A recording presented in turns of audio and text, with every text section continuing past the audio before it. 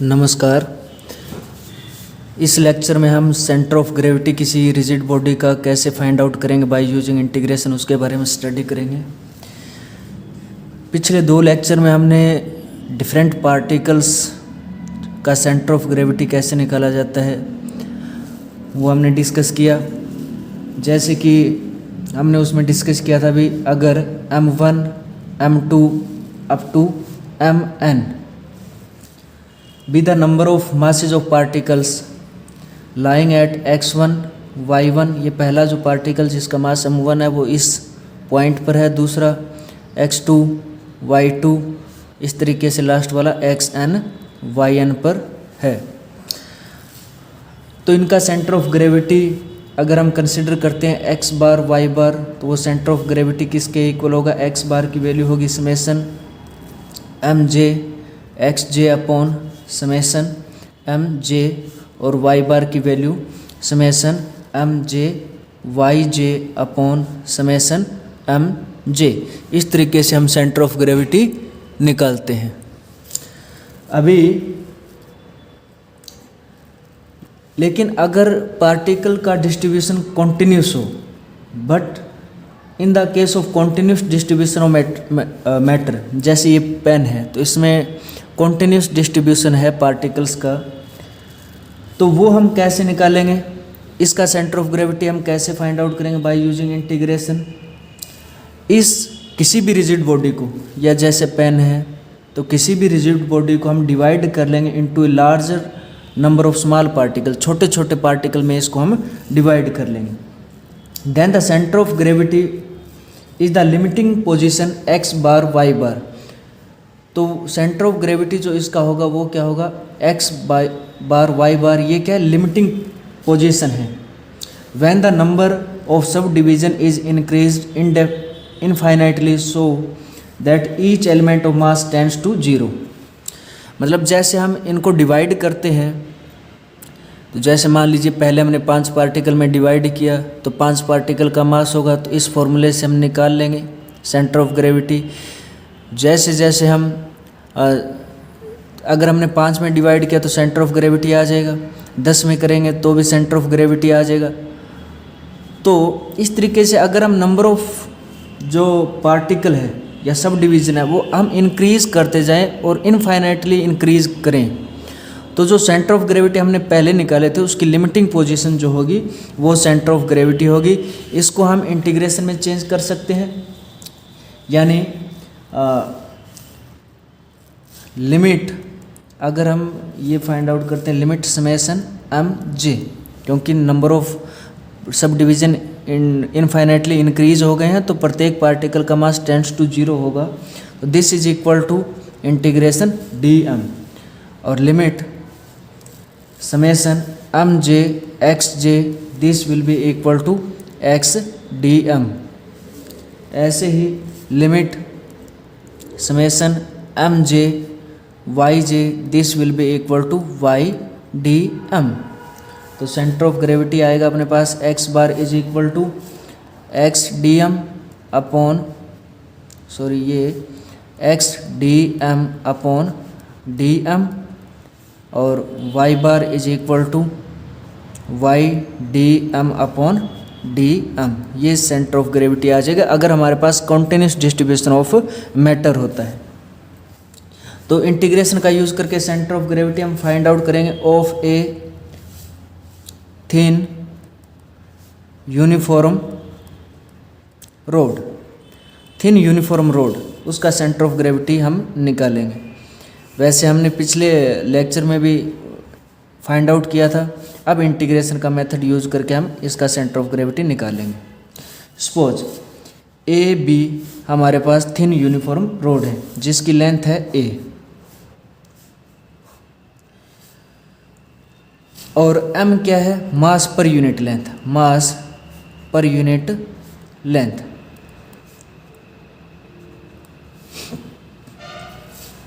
तो इसको हमें क्या करना पड़ेगा?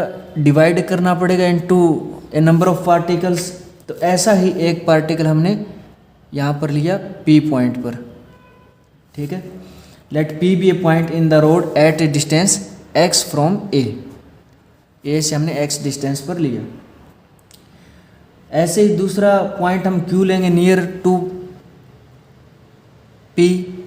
दूसरा पॉइंट हमने Q लिया जो वो भी P के नज़दीक ही है, सच दैट पी क्यू हमारे पास जो होगा वो क्या है, डेल्टा एक्स। तो और ए क्यू हो जाएगा हमारे पास, क्योंकि ये एक्स है, ये डेल्टा एक्स हो गया, तो एक्स प्लस डेल्टा एक्स। तो ये जो पी क्यू हमने ले रखा है, ये जो हमने पी क्यू लिया है, इसका टोटल मास क्या आएगा, mass of element P Q m into delta x, क्योंकि m क्या है, मास पर यूनिट लेंथ है और इसकी लेंथ क्या है, डेल्टा एक्स, तो इसका मास ये आ गया। यानी हमारे पास अब क्या है, क्योंकि P Q is very very small, यहाँ पर दिखाने के लिए थोड़ा बड़ा दिखाई दे रहा है, लेकिन ये बहुत ही छोटा पार्टिकल है। तो पी क्यू का जो सेंटर ऑफ ग्रेविटी है that can be considered at P, वो पी को ही पी क्यू का सेंटर ऑफ ग्रेविटी माना जा सकता है। तो इस टोटल का निकालेंगे हम, एक्स बार होगा हमारे पास, this is equal to X D M upon D M. अब ये लिमिट क्या रहेगी, क्योंकि p जो है वो कहीं पर भी हो सकता है, मतलब हमें x की लिमिट देखनी है। x can be 0 to a, 0 से लेकर के a तक। This is equal to 0 to a dm हमारे पास ये तो हुआ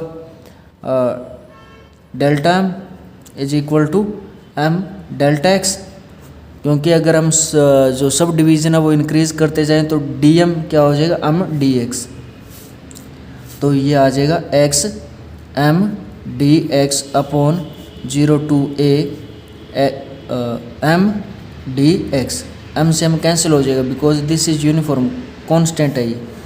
तो 0 to a m x dx upon 0 to a dx, x square by 2 0 to a upon x 0 to a, a square by 2 upon a, तो ये आ जाएगा a बाई 2। यानी जो इस यूनिफॉर्म रोड का जो सेंटर ऑफ ग्रेविटी है वो कहाँ पर है, वो एक ऐसे पॉइंट पर है जिसकी डिस्टेंस a से a बाई 2 है। यानी मिडिल पॉइंट जो होगा that is centre of gravity of this uniform road. Now center of gravity of a uniform triangular lamina, let ABC be a triangular lamina। ये हमारे पास ट्रायंगुलर लैमिना है।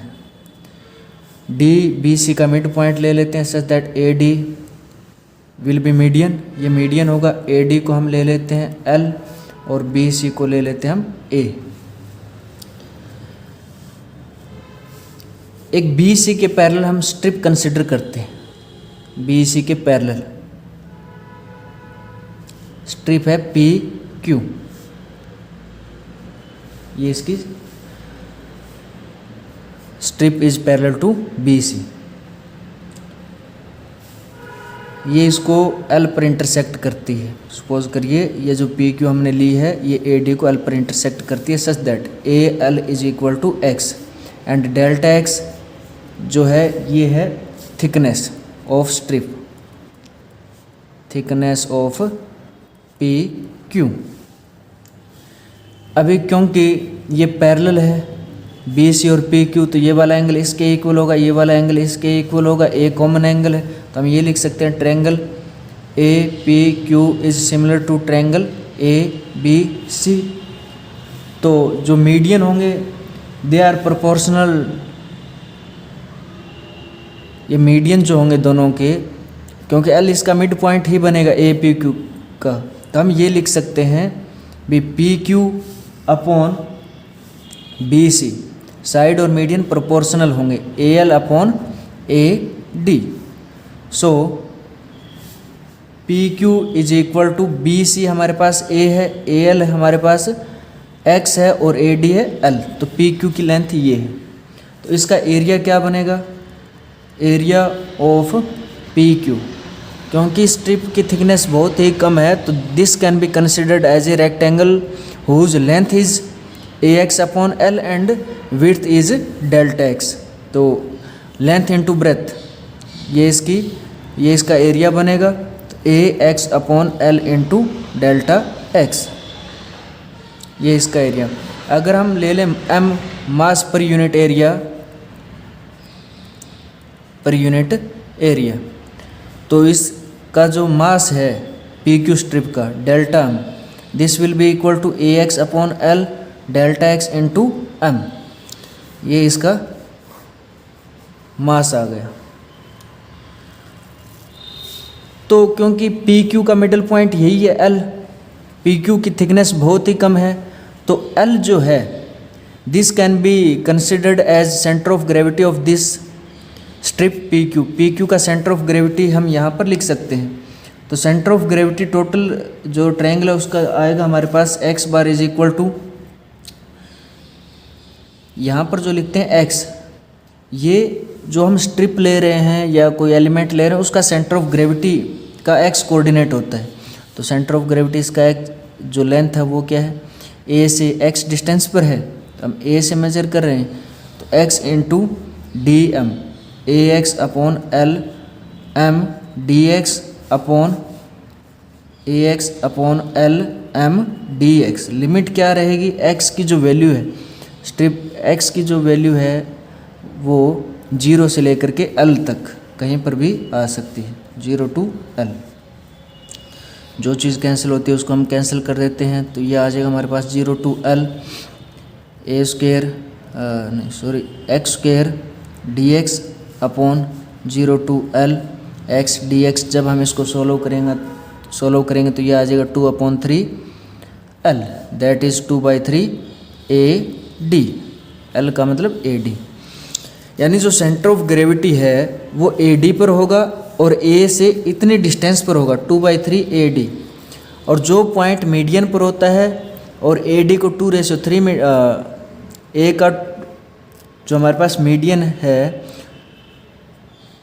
उसमें 2/3 A D पर जो लाई करेगा वो क्या होगा, सेंट्रोइड। तो इसका सेंटर ऑफ ग्रेविटी होगा centroid. Center of gravity of a uniform tetrahedron. Let ABC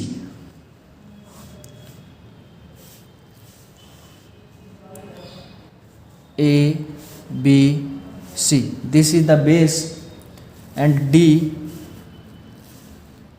is vertex of tetrahedron. ये vertex है tetrahedron का, तो ये हमारे पास tetrahedron बन गया। This is tetrahedron. इसका हमें सेंटर ऑफ ग्रेविटी निकालना है।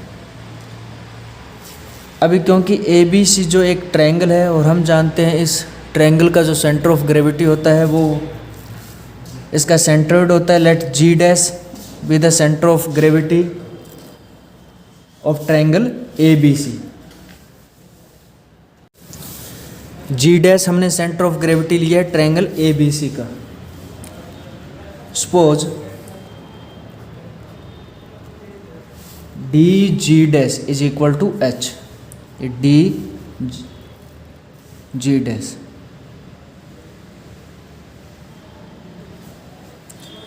अब जो सेंटर ऑफ ग्रेविटी होगा इस टेट्राहेड्रन का वो डी जी डैश पर ही होगा, ठीक है। अभी हम कंसिडर करते हैं एक strip P Q R parallel to A B C. A B C के पैरेलल हम एक स्ट्रिप लेते हैं P Q R, P Q R parallel to triangle A B C. ये जो डी जी डैश है मान लीजिए इसको मिलता है जी पर, मतलब डी जी डैश जो स्ट्रिप है पी क्यू आर को वो जी पर इंटरसेक्ट करता है। देन बाय ज्योमेट्री जो ट्रायंगल जी जो होगा वो क्या होगा, centre of gravity of triangle P Q are.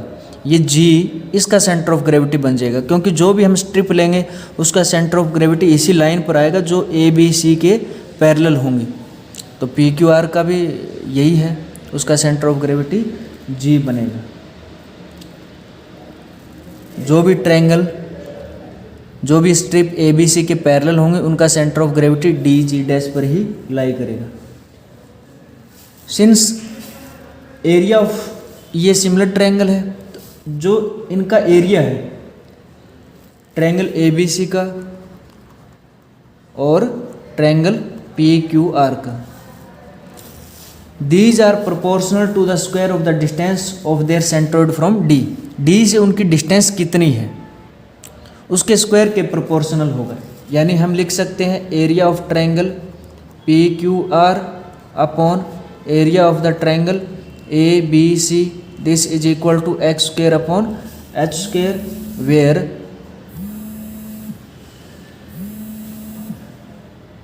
Where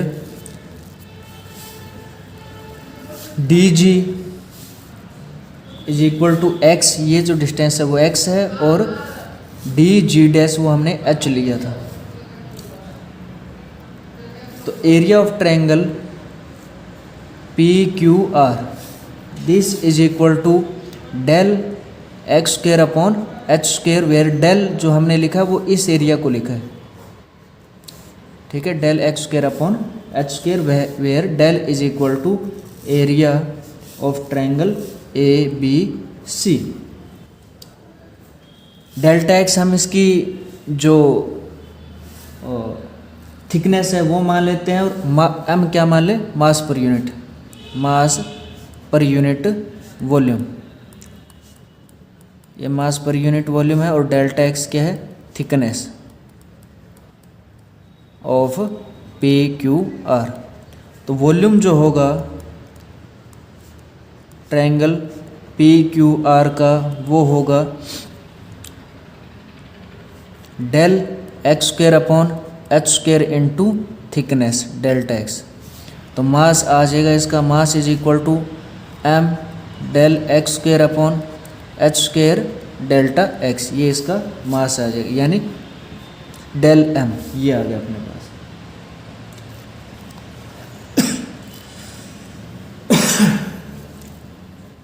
तो सेंटर ऑफ ग्रेविटी हम निकालेंगे, सिंपली x बार निकालेंगे, x bar will be equal to integration x, क्योंकि dg हमने x लिया है तो g इसका सेंटर ऑफ ग्रेविटी है, ठीक है। तो इसके सेंटर ऑफ ग्रेविटी की डिस्टेंस d से वो x है, तो x into delta m del x square upon h square dx upon m del x square upon h square dx। Limit रहेगी, अभी जो x है वो कहाँ से कहाँ तक वेरी करेगा, 0 टू h, 0 टू h, तो 0 टू h, बाकी चीज़ें कैंसिल हो जाएगी, तो x cube dx upon 0 to h x square dx। इंटीग्रेशन करने के पश्चात जब हम लिमिट पुट करेंगे तो ये आएगा 3/4 h, यानी सेंटर ऑफ ग्रेविटी कहाँ पर होगा, dg डैश का 3/4 पार्ट जो होगा वहाँ पर लाई करेगा, यानी centre of gravity of tetrahedron divides DG dash in 3:1, 3:1 में डिवाइड करेगा। Centre of gravity of a uniform circular wire, एक यूनिफॉर्म सर्कुलर वायर का सेंटर ऑफ ग्रेविटी कहाँ पर होगा वो हम इसमें फाइंड आउट करेंगे। लेट ACB, ये ACB हमारे पास एक सर्कुलर आर्क है, ACB ये सर्कुलर आर्क है जिसकी रेडियस a है और जिसका सेंटर, मतलब ये एक सर्कल का पार्ट है, ये जो सर्कुलर वायर है किसी सर्कल का एक हिस्सा है। तो ये जो सर्कुलर आर्क है, यानी जिस सर्कल का ये पार्ट है उसकी रेडियस a है, और ये आर्क सेंटर पर 2 अल्फा एंगल सबटेंड करती है। यहाँ पर ये इसका सेंटर है, यहाँ पर 2 अल्फा एंगल बनता है। Let C be the mid point of this circular arc, C इसका मिड पॉइंट है, तो ये लाइन ऑफ सिमेट्री बनेगी, this is line of symmetry.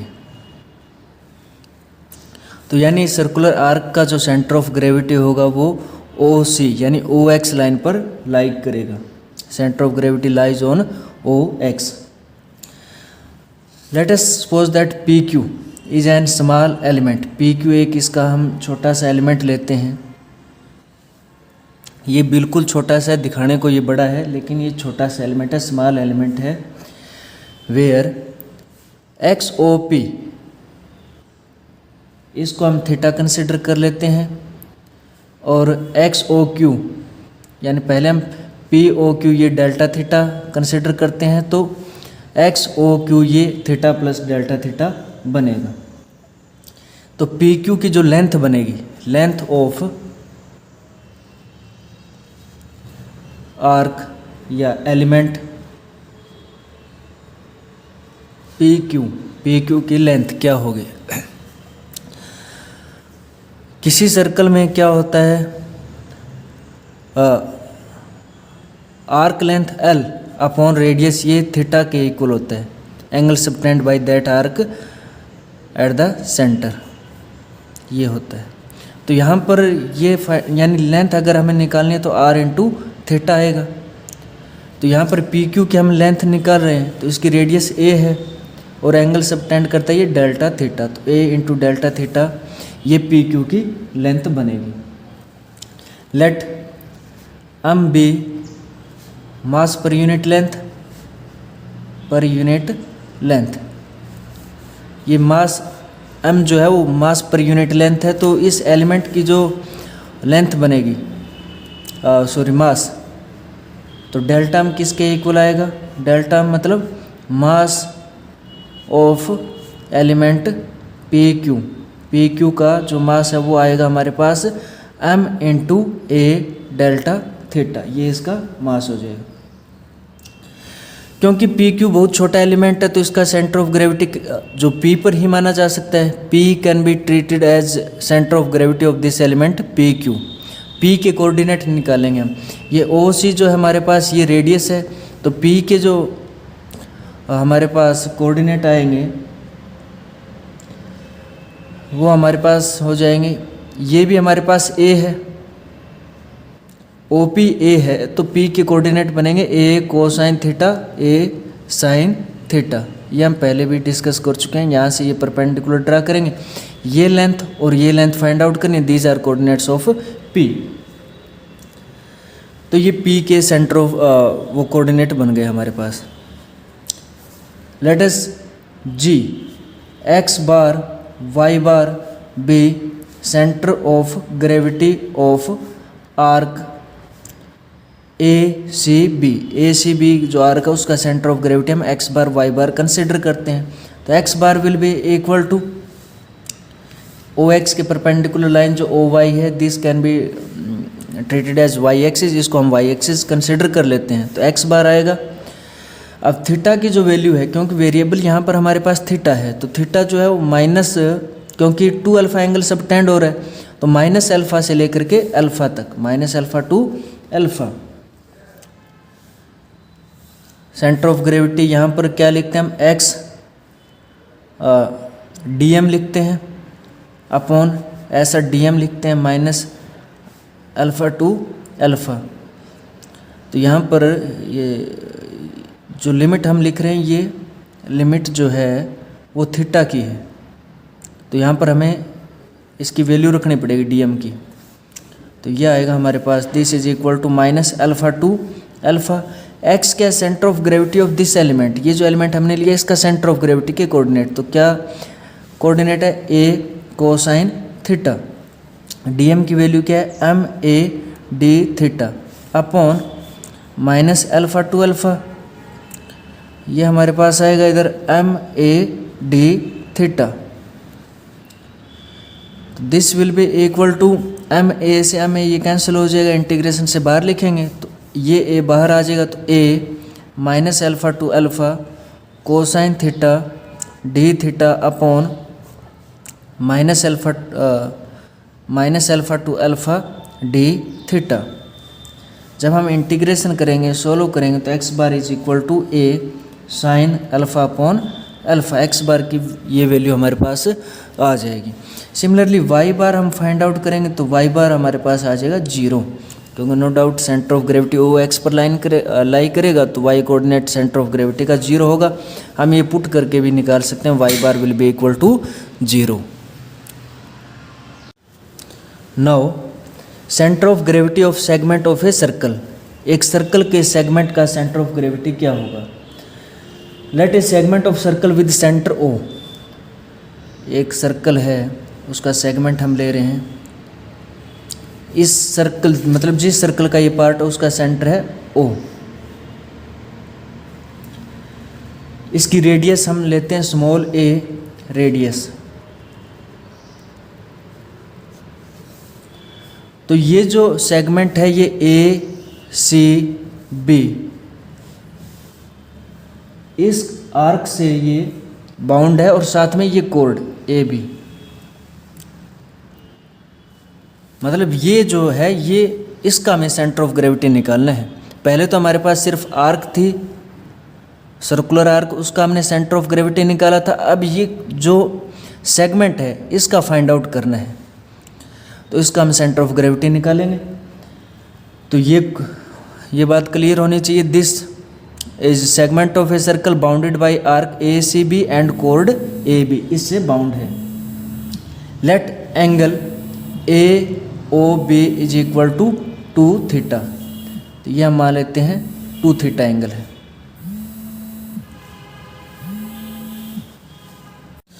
तो ये सी हम इसका मिड पॉइंट ले लेते हैं इस आर्क का, इसको मान लेते हैं सी में से गुजरने वाली जो लाइन है इसको एक्स एक्सिस मान लेते हैं, इसके परपेंडिकुलर लाइन इसको वाई एक्सिस हम कंसिडर कर लेते हैं। तो ये जो सर्कल था हमारे पास उसका सेंटर ओ है, इनको कोऑर्डिनेट एक्सिस मानते हुए सपोज करिए जो इक्वेशन है सर्कल की वो X square plus Y square is equal to A square, ये इसकी इक्वेशन होगी। तो इसका by integration centre of gravity find out करने के लिए हम स्ट्रिप लेते हैं पैरेलल टू वाई एक्सिस, यानी जो कोड है ना इसका उसके पैरेलल हम ये एक स्ट्रिप लेते हैं पी क्यू, ये स्ट्रिप है। तो जो क्यू है हमारे पास इसके कोऑर्डिनेट सपोज करिए एक्स वाई है, तो इसकी जो टोटल लेंथ है पी क्यू की लेंथ बनेगी 2y, क्योंकि y ऊपर हो जाएगा और y नीचे, तो लेंथ इस स्ट्रिप की है 2y और थिकनेस इसकी मान लेते हैं हम डेल्टा एक्स। तो इसका एरिया जो होगा वो लेंथ इंटू थिकनेस यानी 2y डेल्टा एक्स। एम हम कंसिडर कर लेते हैं mass per unit area, per unit area इसका मास हम सपोज करते हैं। तो mass of strip is equal to M into 2y delta x, ये इसका मास आ जाएगा। y की वैल्यू यहाँ से निकाल करके हम पुट कर लेंगे इसमें, तो 2m, y की जो वैल्यू है वो आएगी ए स्क्वायर माइनस एक्स स्क्वायर और डेल्टा एक्स, ये इसका मास आ जाएगा। अभी जो पी क्यू का सेंटर ऑफ ग्रेविटी वो यहाँ पर होगा, पी क्यू के मिडल पॉइंट पर होगा, ये इसका मिडल पॉइंट है, तो इसके कोऑर्डिनेट होंगे x और 0। पी क्यू जो स्ट्रिप है उसके कोऑर्डिनेट x 0। तो इस टोटल जो हमारे पास सेगमेंट है इसके सेंटर ऑफ ग्रेविटी सपोज करिए x बार y बार है, centre of gravity of this segment. x bar की जो वैल्यू आएगी this will be equal to integration x into 2m square root of A square minus X square D X. और x की जो value है suppose करिए ये m है, तो x जो मिनिमम है वो OM हो सकता है और maximum OC upon OM to OC 2m square root of A square minus X square D X. ठीक है, तो this will be equal to OM की वैल्यू क्या आएगी, तो ये एंगल थीटा है, तो यहाँ पर OM हमारे पास होगा a कोसाइन थीटा, तो a cosine theta to a, 2m से 2m कैंसिल हो जाना है, x into square root of A square minus X square D X upon a cosine theta to a square root of A square minus X square D X. इनका integration solve करने के बाद हमारे पास जो इसकी वैल्यू आएगी, total integration करेंगे हम इसका, तो 2/3 dot a sine cube theta upon theta minus sine theta cosine theta, ये एक्स बार की वैल्यू आएगी, वाई बार जो है वो 0 हो ही जाएगा। तो सेंटर ऑफ ग्रेविटी जी जो है उसके कोऑर्डिनेट होंगे 2/3 a sine cube theta upon theta minus sine theta cosine theta coma 0, ये सेंटर ऑफ ग्रेविटी बनेगा।